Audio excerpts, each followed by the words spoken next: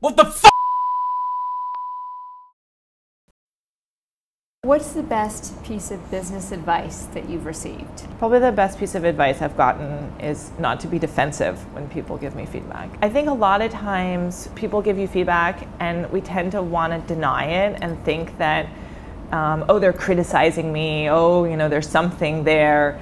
But really what I've realized is that, especially as you get more senior in the organization, a lot of your job is to hear about all the issues and to hear about all the things that are not working. And so you really need to step back and not make it personal and really be willing to hear the feedback, whether it's about you or your organization or product or anything, and just accept it. Objection!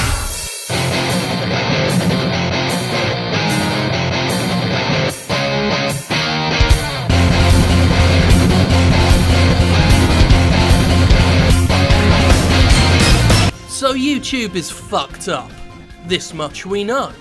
It's so fucked up, I am positively clueless as to where to begin right now. Do we talk about the site's history of bad management and negligence first, to frame the latest ridiculous situation? Do we kick off with the newest fuck up and work our way backwards? YouTube, right now, is such a chaotic mess of a service that just gaining a foothold in tackling it is itself a monumental undertaking. One thing is absolutely clear though.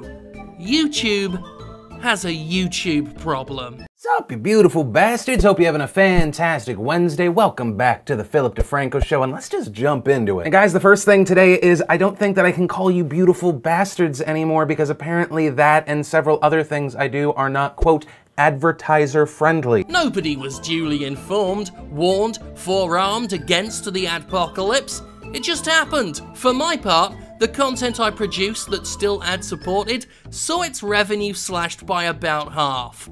Roughly 50% of the money I was making vanished in a month. My Marina Joyce video, when that whole thing was happening, they got like 3.2+ million views or whatever. Turned out that they had taken away monetization for that video, but when? My recent Counter-Strike video also generated next to no money, and I have no idea why. So I appeal a bunch of videos, a lot of them we got reinstated with ads, but for some reason that one was then denied. I went through the tags, there's nothing offensive. I checked the tags, I checked the description, I checked the actual content of the video itself. I did talk about potential drug abuse and how that would be a bad thing. So does that technically break their guideline? Maybe because in the game you play as a terrorist, so are we not allowed to play Counter-Strike anymore? Hello. Hi, I'd like to complain about your cartoon. I disapprove of the use of dynamite. It is imitable and could endanger the life of a child. Where would a child be able to buy dynamite? Alongside the new information was the option to have someone, presumably a real-life human being, imagine that, manually review a video after it had been flagged. Wouldn't it have been nice to have had this all in place before fucking over everybody's goddamn video library? And now even that video is confusing, the one that was on Marina Joyce, because after being initially marked as not advertiser friendly and then someone reviewing it at YouTube saying no, it's definitely not monetizable, they've now remonetized it. I don't understand. It wasn't until weeks later, many weeks later, that YouTube finally deigned to slough off its fucking throne and come talk to the little people. Finally let them know what the fuck was happening. A YouTube spokesperson told me while our policy of demonetizing videos due to advertiser-friendly concerns hasn't changed, we've recently improved the notification and appeal process to ensure better communication. It seems that they have been demonetizing videos like this for a while. It's just that they didn't go out of their way to tell you. You had to go deeper in your analytics to see that it was happening. Which to me is even more concerning, because that means that for at least months, for at least several months, videos have just been getting blacklisted, having their ads removed, and then the user most likely just didn't know. Susan, this would be really a good time for you to email this to every account. That way we get it. I think the worst aspect is the fact that you don't know what you did. Sending a push notification or an email to creators about this so we can have some kind of reassurance that, you know, we're not all wasting our time here. I want YouTube to communicate better. They don't send you an email saying like, hey you guys, we have some new information up at the blog. Why don't you go and check it out? They don't like to do that. They like to make sure this stuff stays as hidden as possible, and it becomes very frustrating when we, the creators, want to inform you, the viewers, about what's going on and how YouTube is probably finding a new and fun way to screw us. They can let Viacom know within seconds that someone's used a short clip of theirs in a video, but they can't let us know a damn thing about potentially life-altering decisions? And so Casey tweets out, literally a video about charity where I state all AdSense is going to that charity. YouTube says not suitable for advertisers. Now at this point you could just say, hey Casey, nice stat, you know, request a review, hit that little button. Maybe you got accidentally dinged, let's give YouTube the benefit of the doubt. Unfortunately, one of YouTube's verified Twitter accounts tweets at him, we love what you're doing to help, but no matter the intent, our policy is to not run ads on videos about tragedies. Then what the fuck is this? Jimmy Kimmel on mass shooting in Las Vegas, brought to you by GMC. That sure as hell looks like an ad on a video about a tragedy. Royal Caribbean. It even says that it's an ad on a video about a tragedy. Wells Fargo. There is no doubt that this video should have been dinged or reviewed at some point since it says mass shooting in Las Vegas. University of Phoenix. But for some reason, Jimmy Kimmel is exempt, and you can't even say that no one saw that this video was on the internet. It was literally the #1 trending video on YouTube. I was watching CNN when the shooting was happening. This is a screenshot I took off my own television. These guys were running ads, 5-minute long ads, every 5 minutes. This one I pictured here, 3 out of 7 ads. Brought to you by Coca-Cola, Dr. Pepper, Pepsi. I'm glued to the TV, I'm looking for updates, and these sick fucks are basically just pulling the money lever. But then when I'm thinking about it after a couple hours, I'm like, hold on a fucking second. These are the same brands that boycotted YouTube. Coca-Cola, Dr. Pepper, Pepsi.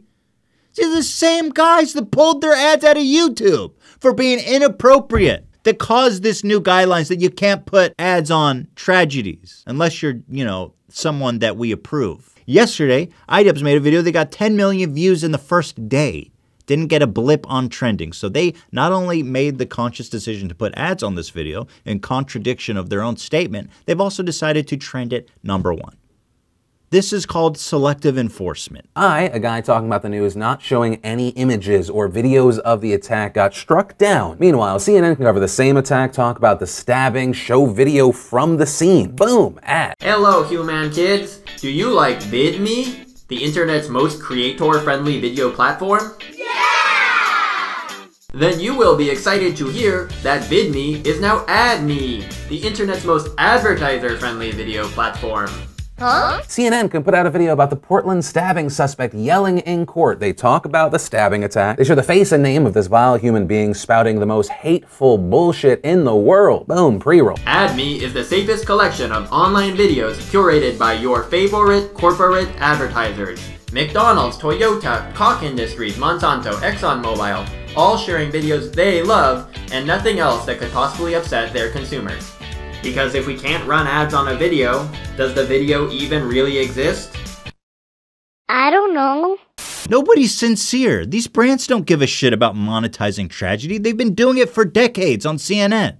It's just about control and politics and money. Let's say something ends up on the YouTube front page, like New York Times freaks out about it, but they don't know it's just because my friends curate the front page. Right. One thing that we just did recently was we announced this program called Creators for Change, where we identified creators on our platform who are doing really good work to anti-bullying, to fight xenophobia, to talk about LGBTQ issues, gender issues, and that promote tolerance. Like, how can you help people see the other side? When you say black creators, when YouTube's Twitter page says subscribe to Black Peters, do you mean Jesse Lee Peterson?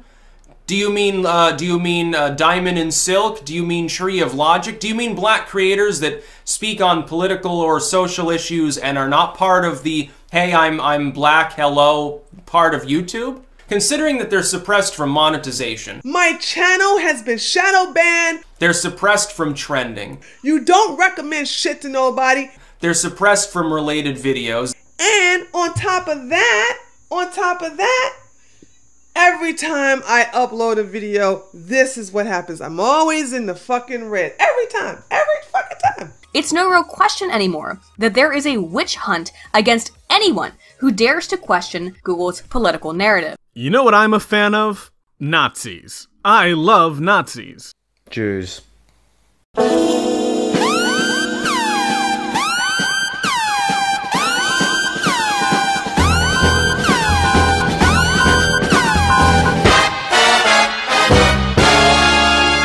This This is blatant anti-Nazi propaganda. Thankfully, the fine folks over at YouTube sympathize with my position. Nazis sympathize with my position. And have, in what I can only reasonably interpret as an expression of solidarity towards Nazism, put this video in a limited state. Thank you, YouTube.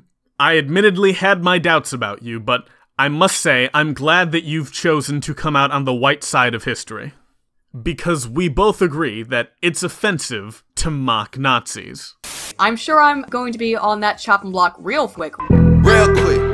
Real fucking quick, niggas. Given that all I do is cite statistics. Right now, the number of women getting computer science degrees is about 20%. Statistics are now officially sexist, racist, homophobic, transphobic, terrible, terrible, horrible things that will get even respected academics kicked from Google. And also, but you don't have a computer science degree. You don't have, right? No, I actually don't have a computer science degree. そう、キズナイ。赤番事件です。いやー、今になってはいい思い出なんですけどね。あの時は私は無実なのに YouTube め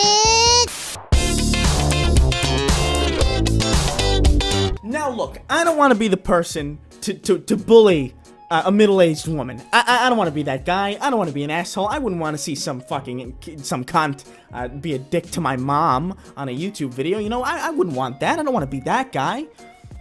But at the same time, how do you, as either an individual or a board of individuals in charge of a company, come to the decision that in a time of crisis for your company, one of the most important things you could do is divert time away from fixing those problems to make a YouTube channel?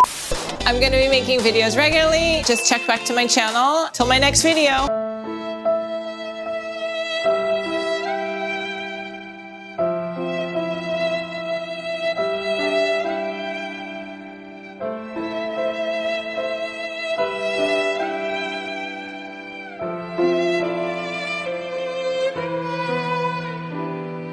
I hope your video was demonetized. Boom! I feel offended. Please demonetize. You see, there's a little bit of a theme going on here. Thanks for ruining a good site. Thanks. Thanks for ruining YouTube. Frowny face.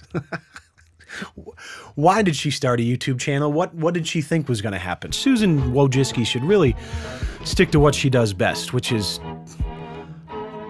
fucking ruining YouTube, I guess. So actually, you know what? Fuck, maybe she should start a YouTube channel, because the more she's busy making videos for her channel, the less she's fucking behind the wheel of the YouTube shit. Maybe it'll fix itself while she's not paying attention.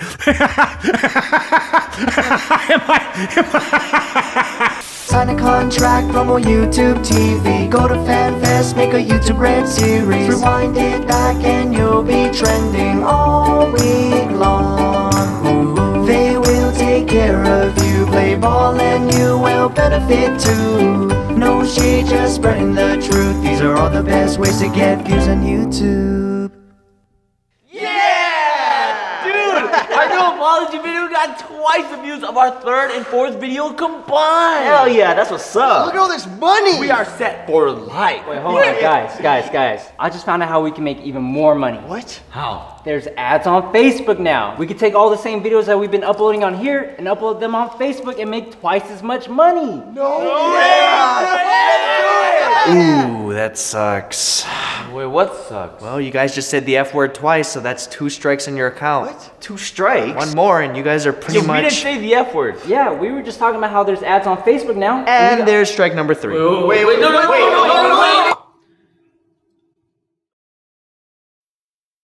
I think we all have failures. I think the thing that I have learned over time is that it's really important to acknowledge that you have a failure.